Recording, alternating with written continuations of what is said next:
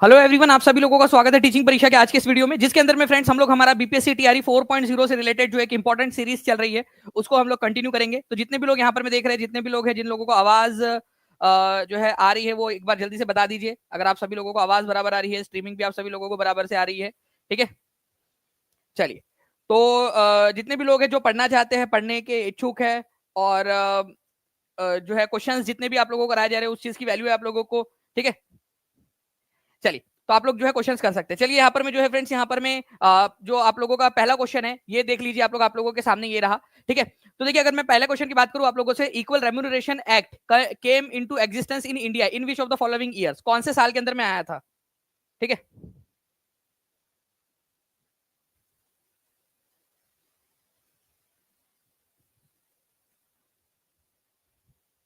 Sir बहुत इंतजार करा है आपने आज, सॉरी थोड़ा सा काम था, ठीक है। और वो कहावत भी है ना कि हमेशा देर कर देता हूं मैं, जरूरी बात कहनी हो, कोई वादा निभाना हो, किसी को याद रखना हो, किसी को भूल जाना हो, हमेशा देर कर देता हूं मैं। चलिए, यहाँ पर मैं equal remuneration act came into existence in India in which of the following years, 1982, 1976, 1970, ठीक है। तो देखिए, अगर हम लोग बात करें फ्रेंड्स यहाँ पर मैं इस पर्टिकुलर क्वेश्चंस की, तो इक्वल रेम्यूनरेशन, चाहे लड़की हो चाहे लड़का हो, इक्वल रेम्यूनरेशन मिलना चाहिए कि नहीं मिलना चाहिए। कितनी यहाँ पर मैं लड़के लड़कियां हैं, ठीक है, जिनको लगता है कि इक्वल रेम्यूनरेशन मिलना चाहिए, कितनी लड़कियां हैं जिनको लगता है कि लड़कों को ज्यादा पेमेंट मिलती है, शिबा,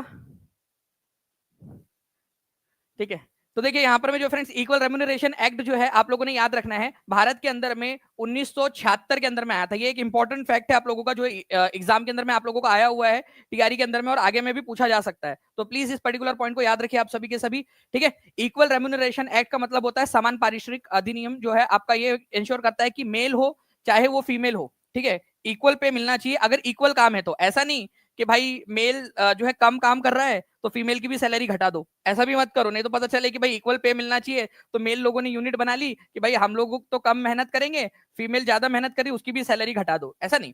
इक्वल काम के लिए इक्वल पे होना चाहिए, अगर समान मेहनत करे तो समान पेमेंट होनी चाहिए, ठीक है। चलिए, तो ये एक पॉइंट है आप लोगों का, याद रखेंगे आप सभी के सभी, इंपॉर्टेंट है, एग्जाम के अंदर में पूछे जाने की प्रबल संभावना बनती है आप लोगों की। सभी लोग लिख देंगे कमेंट के अंदर में। नाउ फ्रेंड्स, बीपीएससी के अंदर में बिल्कुल मिलेगा वहां पर, डोंट वरी।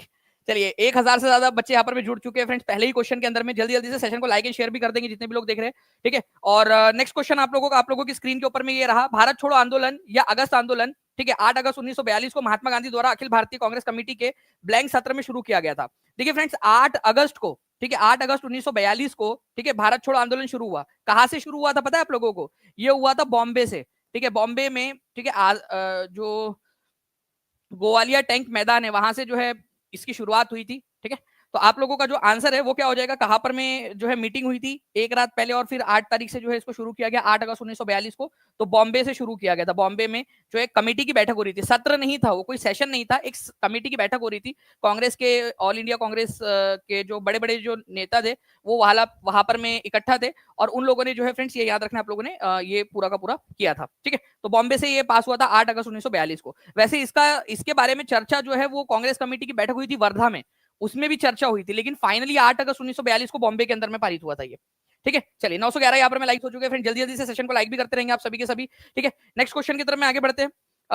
देखिए, 68वीं बीपीएससी का क्वेश्चन है आप लोगों का, और इसी तरीके का एक क्वेश्चन आप लोगों का फ्रेंड्स आपके एग्जाम के अंदर में भी पूछा गया था, टीआरई के अंदर में भी, तो जल्दी से बता दीजिए।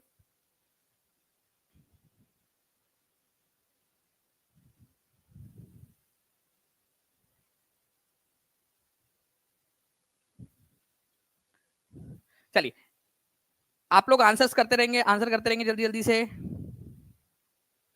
एक क्वेश्चन है जो अभी आज सुबह ही हम लोगों ने हमारे क्लास के अंदर में पढ़ा था, पेड क्लास के अंदर में, उसको भी मैं आप लोगों को करवा देता हूँ, ठीक है। जितने भी बच्चे आज सुबह क्लास में थे वो हाथ ऊपर कर देंगे, ठीक है। सुबह आप लोगों ने 1857 की क्लास हुई है आप लोगों की, ठीक है, उसके अंदर में। तो सामुदायिक विकास के पहले कार्यक्रम के रूप में स्थापित किया गया था, ठीक है। तो देखिए, कम्युनिटी डेवलपमेंट के रूप के अंदर में आप लोगों का जो है नेशनल एक्सटेंशन सर्विस स्टार्ट की गई थी। नेशनल एक्सटेंशन सर्विस जो है फ्रेंड्स आप लोगों का ये स्टार्ट किया गया था, आप लोगों ने याद रखना है 1952 के अंदर में, ठीक है। 1952 के अंदर में कम्युनिटी डेवलपमेंट प्रोग्राम, ठीक है, कम्युनिटी डेवलपमेंट प्रोग्राम स्टार्ट किया गया था पंडित जवाहरलाल नेहरू के द्वारा, और उसके अंतर्गत कम्युनिटी डेवलपमेंट प्रोग्राम का मतलब क्या हुआ यहाँ पर में, कम्युनिटी डेवलपमेंट का मतलब हुआ कि भाई कम्युनिटी को डेवलप करना है, पंक्ति में अंतिम खड़ा हुआ जो व्यक्ति है उस तक भी सर्विसेज पहुंचे। तो सर्विसेज पहुंचाने के लिए एक स्कीम चालू की गई थी भारत सरकार के द्वारा उस समय में, नेशनल एक्सटेंशन सर्विस, राष्ट्रीय विस्तार सेवा, ताकि गरीब से गरीब और पंक्ति में लास्ट खड़ा हुआ जो व्यक्ति है कोने कोने में, उस तक जो है सर्विसेज पहुंच सके, सेवाएं पहुंच सके भारत सरकार की। तो नेशनल एक्सटेंशन सर्विस, ये याद रखेंगे आप सभी लोग। कब स्टार्ट किया गया था? 1952 में। उस समय में प्रधानमंत्री कौन थे? पंडित जवाहरलाल नेहरू। ठीक है, ये याद रखना है आप लोगों ने। ओके, तो पंडित जवाहरलाल नेहरू के द्वारा जो है कम्युनिटी डेवलपमेंट प्रोग्राम शुरू किया गया था, उसी के अंतर्गत नेशनल एक्सटेंशन सर्विस। देखिए, कम्युनिटी डेवलपमेंट प्रोग्राम की अगर मैं बात करूं, सीडीपी, कम्युनिटी डेवलपमेंट प्रोग्राम, ये स्टार्ट हुआ था 1952 के अंदर में। उसके तहत पहला कम्युनिटी डेवलपमेंट प्रोग्राम स्टार्ट किया गया था नेशनल एक्सटेंशन सर्विस, अप्रैल, ठीक है, यहां लिख भी देता हूं मैं आप लोगों को, अप्रैल 1953 के अंदर में। ठीक है, कम्युनिटी डेवलपमेंट प्रोग्राम अगर आप लोगों से पूछ लिया जाए तो याद रखना है आप लोगों ने, सीडीपी, कम्युनिटी डेवलपमेंट प्रोग्राम, ठीक है, 1952 के अंदर में, ठीक है, 2 अक्टूबर 1952 को। और नेशनल एक्सटेंशन सर्विस उसी के अंतर्गत स्टार्ट किया गया था, पहला अप्रैल 1953 के अंदर में। तो दो चीजें हैं, दोनों के दोनों लिखो। आप कैसे लिखोगे? हर कोई बच्चा लिखेगा कमेंट के अंदर में, CDP, community development programme start किया गया 1952 के अंदर में, 2 अक्टूबर को, ठीक है। और नेशनल एक्सटेंशन सर्विस, ठीक है, राष्ट्रीय विस्तार सेवा, ये आप लोगों की स्टार्ट की गई 1953 में, अप्रैल के अंदर में। ठीक है, दोनों के ऊपर मैं आने वाले सेशंस के अंदर में क्वेश्चंस करा दूंगा। जितने भी बच्चे चाहते हैं कि क्वेश्चंस करवा दूं, वो सेशन को लाइक जरूर कर देंगे फ्रेंड्स। ठीक है, मैं और भी क्वेश्चंस आप लोगों को इसी के आधार पे करवाता रहूंगा फिर आपको। ओके, चलिए, अब एक क्वेश्चन मैं ऐसा करा रहा हूं आपको, ठीक है, जो हाई लेवल क्वेश्चन है, और मुझे पूरी उम्मीद है कि आज सुबह जितने भी बच्चे थे पेड क्लास के अंदर में, वो इस क्वेश्चन को कर पाएंगे। देखिए फ्रेंड्स, ये क्वेश्चन 66वीं बीपीएससी में पूछा गया था, 42वीं बीपीएससी में, 48 से 52 में। जितने भी बच्चे आज पेड क्लास में थे, हाथ ऊपर कर देंगे, आप लोगों की रिवीजन हो रही है। कुंवर सिंह जगदीशपुर में कब प्रविष्ट हुए? मतलब के जगदीशपुर के वो जमींदार थे, लड़ते लड़ते जो है वो अलग अलग जगह चले गए, पटना भी गए थे, पटना के अंदर में दानापुर एक्सटेंशन जो है, और दानापुर जो रेजिमेंट थी, उन्होंने उनको सपोर्ट किया। तो ये सारी चीजें आज हम लोगों ने देखी।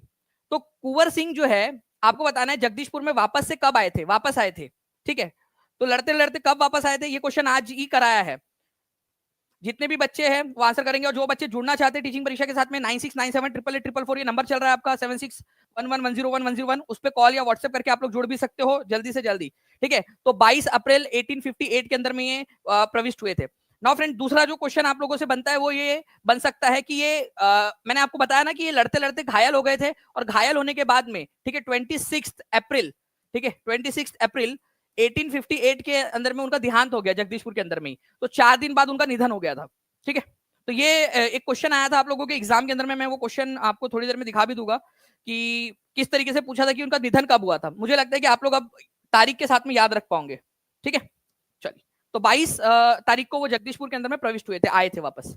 नाउ नेक्स्ट क्वेश्चन की तरफ में आगे बढ़ते, ये आप लोगों का क्वेश्चन था। नेक्स्ट क्वेश्चन आप लोगों का, स्तूपा, चैत्य और विहार, ये किससे रिलेटेड है? ये आप लोगों का बीपीएससी प्रीलिम से में आया हुआ क्वेश्चन है, जल्दी बताइए।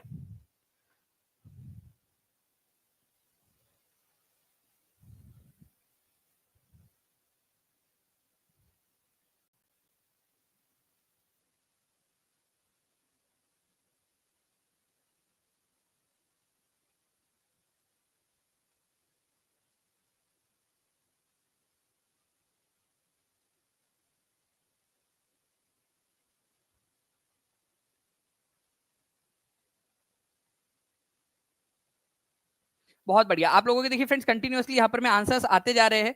ठीक है, तो इस पर्टिकुलर क्वेश्चन का आंसर क्या हो जाएगा ये भी बता दीजिए आप सभी के सभी की, स्तूपा, चैत्य और विहार। स्तूपा, चैत्य और विहार, ये जो है फ्रेंड्स बुद्धिज्म से रिलेटेड है, ये याद रखना आप लोगों ने, बौद्ध धर्म से रिलेटेड है। स्तूपा, चैत्य और विहार, ठीक है। विहार मतलब जहां पर में रहने की जगह है, स्तूपा जहां पर में जो है फ्रेंड्स पूजा करते हैं और जो मेडिटेशन वगैरह करते हैं, जहां पर में बुद्धा या जो उनके अनुयायी हैं या उनसे रिलेटेड कोई चीज है जिसको रखी जाती है, ठीक है, और यहाँ पर में जो है आराधना की जाती है। तो स्तूपा, चैत्य और विहार जो है ये बौद्ध धर्म से रिलेटेड है।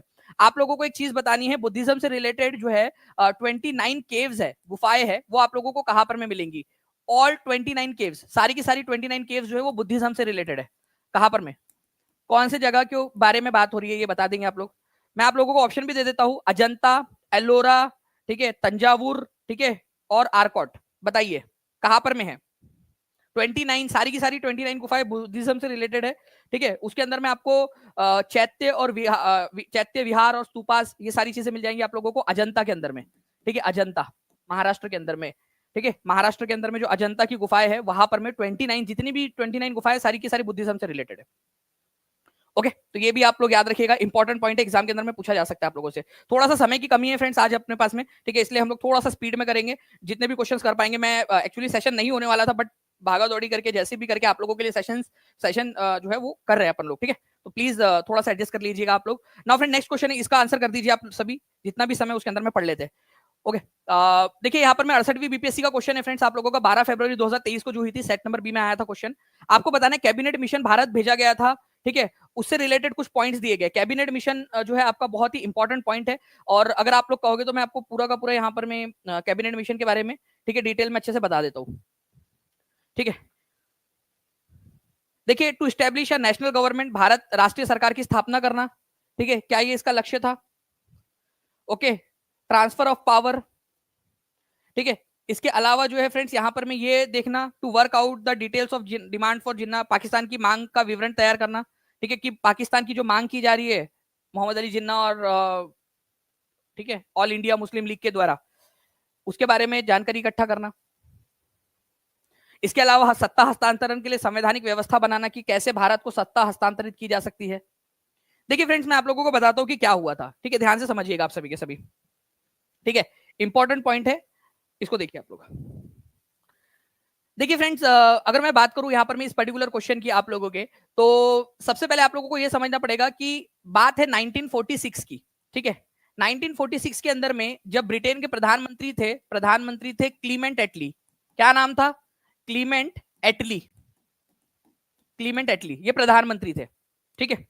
इन्होंने क्या किया, इन्होंने देखा कि भाई भारत को अब आजादी देने का समय आ गया है, ठीक है। तो उन्होंने भारत के अंदर में, ठीक है, मार्च 1946 में मार्च 1946 के अंदर में, ठीक है, एक जो है मिशन भेजा जिसका नाम था कैबिनेट मिशन, ठीक है, कैबिनेट मिशन।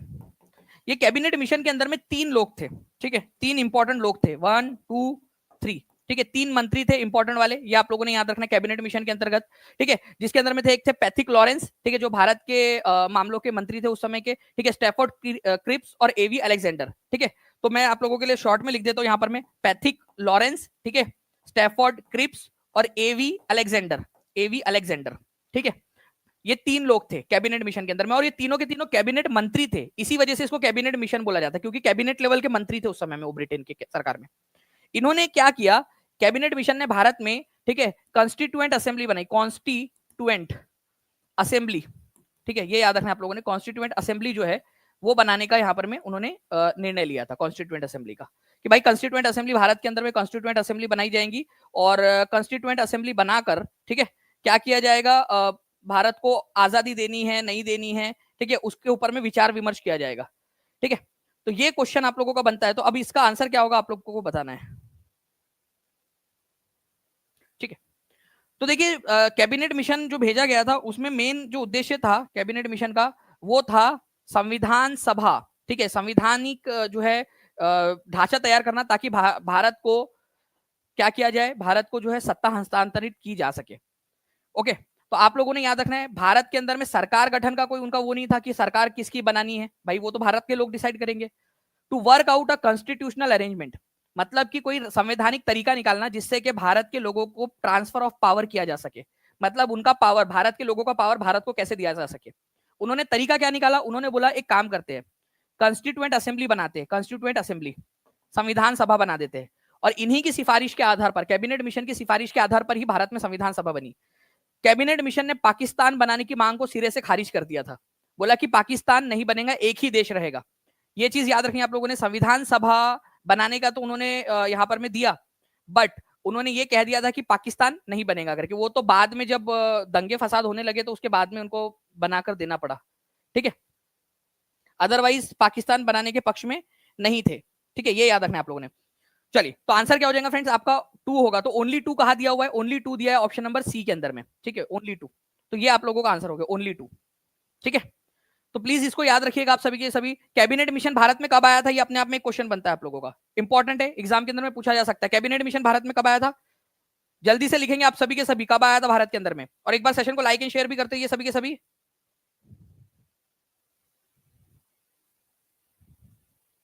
ओके, चलिए, नाउ फ्रेंड यहाँ पर मैं देखिए, दिल्ली में 1857 के विद्रोह के दौरान नाम मात्र के प्रतीकात्मक नेतृत्व सम्राट बहादुर शाह था, लेकिन वास्तविक कमान सैनिकों के एक दरबार के पास थी जिसके प्रमुख थे। बताइए जल्दी से इसका आंसर क्या होगा।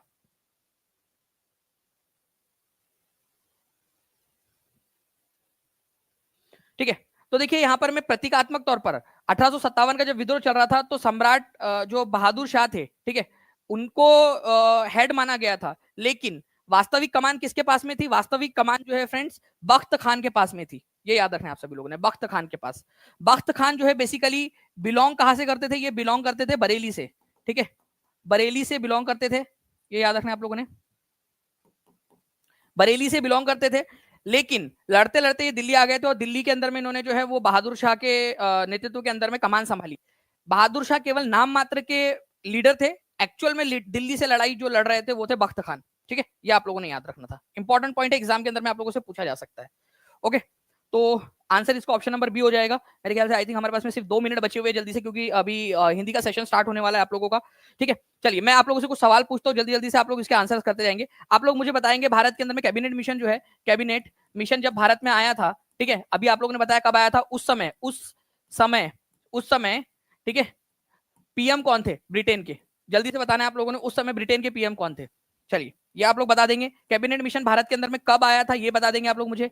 कितने आदमी थे, कितने आदमी थे, ठीक है, मतलब कितने लोग थे बेसिकली ये पूछ रहा हूं मैं आप लोगों से, कितने लोग थे उसके अंदर में, कितने मेंबर का था कैबिनेट मिशन। ओके, ये बताएंगे आप सभी के सभी।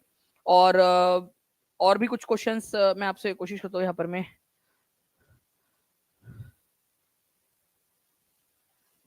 चलिए बताइए, इक्वल रेम्यूनरेशन एक्ट कब पास हुआ था भारत में? Equal remuneration act, equal remuneration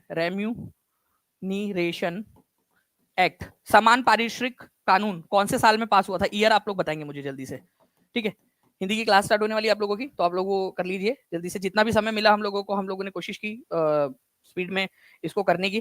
ठीक है, बहुत बढ़िया, बहुत सारे लोग जो है यहाँ पर मैं आंसर्स कर रहे हैं। ठीक है, देखिए आज वैसे तो आप लोगों की क्लास हो नहीं पाती यूट्यूब के ऊपर में, बट जितनी भी हुई है, आप अगर आप लोगों को लग रहा है कि भाई जितनी भी हो सर क्वेश्चन सीखने मिले हैं, ठीक है, कुछ नहीं से कुछ मिला है आप लोगों को, तो सेशन को लाइक कर दीजिएगा। ठीक है, ताकि हम लोग ऐसे आप लोगों के लिए जब जब भी समय मिले आप लोगों के लिए क्वेश्चंस लेते रहे। बाकी जितने भी बच्चे जो टीचिंग परीक्षा के साथ में जुड़ना चाहते हैं, 7611101101 96974444 ये नंबर चल रहा है, इस पर कॉल या व्हाट्सएप कर सकते हो, या टीचिंग परीक्षा एप्लीकेशन डाउनलोड कर लीजिए, वहां से भी आप लोगों को मिल जाएगा। ठीक है, चलिए तो बाकी मिलते हैं हम लोग हमारे नेक्स्ट क्लास के अंदर में, तब तक के लिए thank you very much, take care and bye, God bless you all. आज आप लोगों की जो है फ्रेंड्स 30 डे चैलेंज की आप लोगों की एक क्लास है। ठीक है, तो आप जितने भी लोग आपकी टेस्ट है 9 बजे, तो 30 डे चैलेंज आप लोगों ने जितने भी लोगों ने किया उन लोगों का अभिनंदन। ठीक है, उनको कॉन्ग्रेचुलेशन, और जिन्होंने जो है किया है अच्छे से, आज टेस्ट जरूर देना आप लोग। ठीक है, रात के 9 बजे आप लोगों के ऐप के अंदर में आ जाएगा। ठीक है, आप लोगों को ब्रॉडकास्ट भी कर दिया जाएगा आपके चैट के अंदर में आप लोगों को। ठीक है, तो आप लोग टेस्ट जरूर दीजिएगा। ओके, चलो thank you very much, bye, God bless you, thank you.